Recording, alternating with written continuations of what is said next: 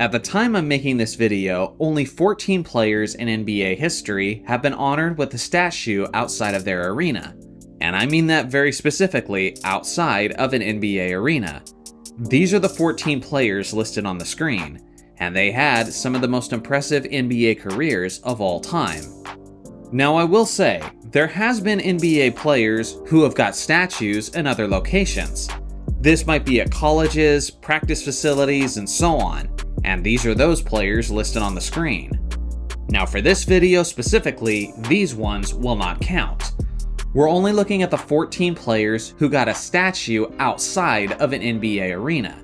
In order to achieve that honor, a player can't simply be an all-star, a superstar, an NBA champion, or a Hall of Famer, but he's got to have an impact on his franchise that was monumental to that organization, and that will be remembered for decades and decades to come. Today, we're looking at each team within the league, as we go step by step, analyzing who deserves a statue outside of arenas. So let me know in the comments if you agree or disagree with my choices. So without further ado, let's get into it. Let's take a look at the Dallas Mavericks. They already have Dirk Nowitzki, which was well deserved. And honestly, I think that's all they need to have at the moment, as there's no other player who led the Mavericks to a championship or spent the entirety of their career there while having a Hall of Fame impact. One player who's probably going to get in, but obviously not yet, is Luka Doncic. Next is the Brooklyn Nets. I don't think any player within this organization has a statue-worthy resume. One that some people might consider, but I don't think makes the cut, is Jason Kidd, as he led his Nets to the NBA Finals multiple times. But without a championship, and given the fact that Jason did play for many different organizations, I do think he misses the cut. Next is the Denver Nuggets. One guy who absolutely needs a statue once he retires is obviously Nikola Jokic. He could retire today and they'd still give him a statue, as he has set numerous NBA records, but more importantly, he led them to their first NBA championship in franchise history. This guy will be fondly remembered forever within Denver. A couple players that might be considered, but I don't think make the cut, are Carmelo Anthony and Alex English. Next is the Indiana Pacers. This might be controversial, but I do think Reggie Miller deserves a statue outside of Indiana Stadium. Listen, Miller was one of the most clutch players in the 1990s, and he did so much to build the popularity of that organization. Many of their most iconic playoff moments are thanks exclusively to Reggie. And although he never won a championship with the team, he did make it to the NBA Finals, and he did spend the entirety of his career in Indiana, which is worth something as well. If a guy like Dominique Wilkins can get a statue in Atlanta, then I don't see why Reggie Miller can't get one in Indiana. Next is the New Orleans Pelicans, and we're not going to hang here very long because simply put, they've never had a player who's anywhere close to a statue-worthy resume. That's not really their fault, as they're a much newer organization. Probably the closest thing they have to that is Anthony Davis, and seeing how he very rarely went deep in the playoffs, he's nowhere close. Next is the Detroit Pistons, and they're kind of a tricky one. I think the one player who definitely deserves a statue is Isaiah Thomas. He was so big for their culture, and at different points, Isaiah Thomas was the leader of a Pistons team that defeated Larry Bird's Celtics, Magic Johnson's Lakers, and Michael Jordan's Bulls. He won back-to-back championships, and if it wasn't for one of the most controversial calls in NBA history, he might have led his team to 3 straight. Some players that might receive consideration, but I don't think make the cut, would be Joe Dumars, Chauncey Billups, and Ben Wallace. I get that 2004 Detroit Pistons team is arguably the greatest offensive team of all time. But with that being said, they won just one championship, and there wasn't really one clear player who stood out amongst the crowd. As Billups was the finals MVP, Richard Hamilton was tremendously impactful, and their best offensive player was easily Ben Wallace. Even guys like Tayshaun Prince and Rasheed Wallace had big impacts as well. So personally, the only guy I would give a statue to is Isaiah Thomas. Next is the Toronto Raptors, and they are one of the most difficult organizations on this entire list. On one hand, Vince Carter had a tremendous impact on that squad, as he was known as Vinsanity, Air Canada, and really put Toronto on the map. With that in mind, he didn't spend his full career there, as Carter kind of turned into a journeyman in the second half of his career. Then you have guys like Kyle Lowry and DeMar DeRozan, and individually, I just don't feel like they're good enough to warrant a statue. Then you have a guy like Kawhi Leonard, who was the best player on that 2019 championship team, but that was the only year he spent with the Raptors, and you can't be giving a guy a statue simply based off of one season. So as many candidates as they have, I don't feel like they have a single guy who makes the cut. Next is the Houston Rockets, and shockingly, they don't have a statue outside of their stadium. The one guy who absolutely needs one is Hakeem Olajuwon. He led his Rockets to back-to-back championships in 1994 and in 1995, and he was even a major part of the Rockets making it to the NBA Finals in 1986.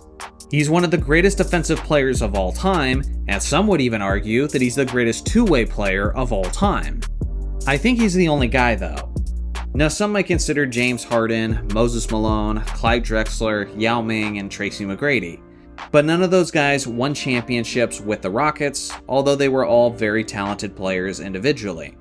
Most of those players also spent a significant amount of time in another jersey outside of Houston.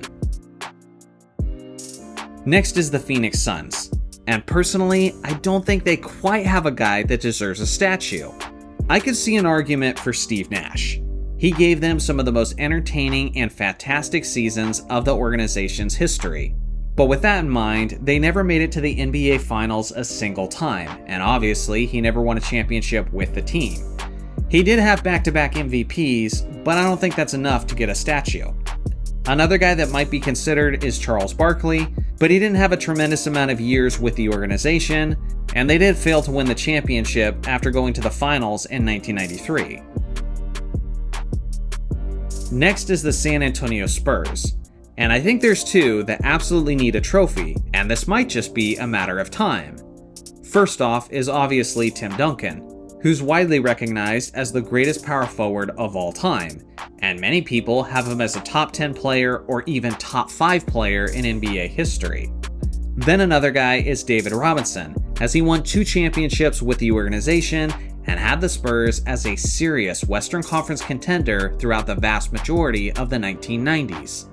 Some of the guys that might get consideration are George Gervin, Kawhi Leonard, Tony Parker, and Manu Ginobili. And maybe I can see arguments for some of those guys, but first off, you gotta get Tim Duncan and David Robinson done before you talk about those other guys. Next is the Portland Trail Blazers. They only have one championship banner within their long history, and that is thanks first and foremost to the all-time great big man, Bill Walton. Walton was one of the most skilled centers in the league's history, but unfortunately, injuries kept him from reaching his full potential.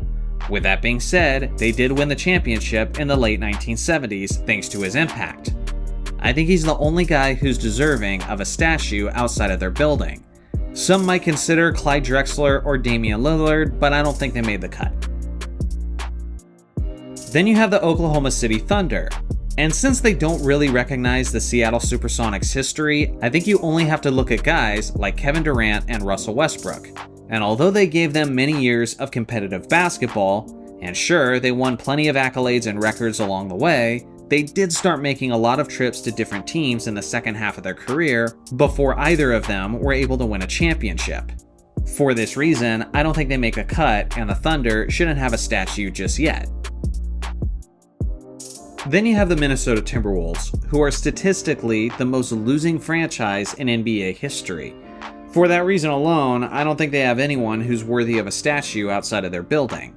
Maybe there's an argument for Kevin Garnett, as he did his best with a lacking supporting cast and helped them get all the way to the Western Conference Finals.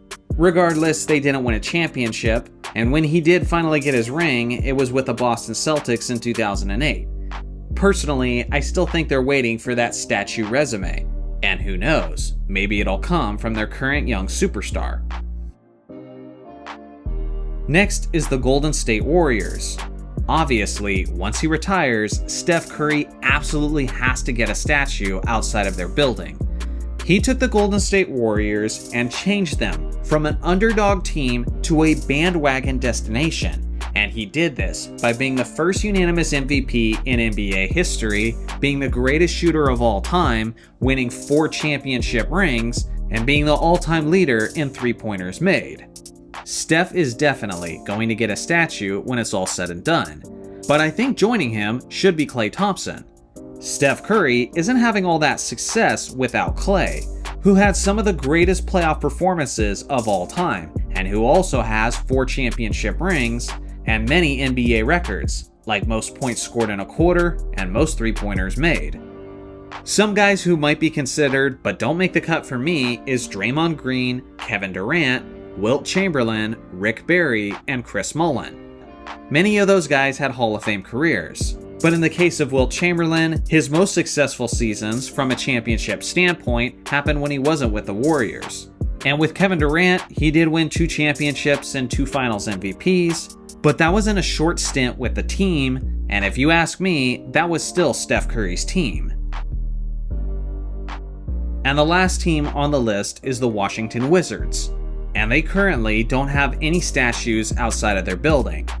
I think missing by the slightest of margins is Wes Unseld and Elvin Hayes. They did win the NBA championship in 1978, and they did make it to the NBA Finals multiple times. But usually statues are reserved for guys who led their teams to be dynasties and not just a one-time champion. Let me know in the comments, Washington fans, if you disagree, but I think they missed by just the slightest of margins. So now that we've covered all the organizations within the league, what do you guys think? This is a final tally of all of the guys that I think should get statues outside of their arenas. Do you agree with the list? Let me know your thoughts in the comment section below. Thanks for watching as always, make sure to like and subscribe for more basketball content, and I'll see you guys in the next video.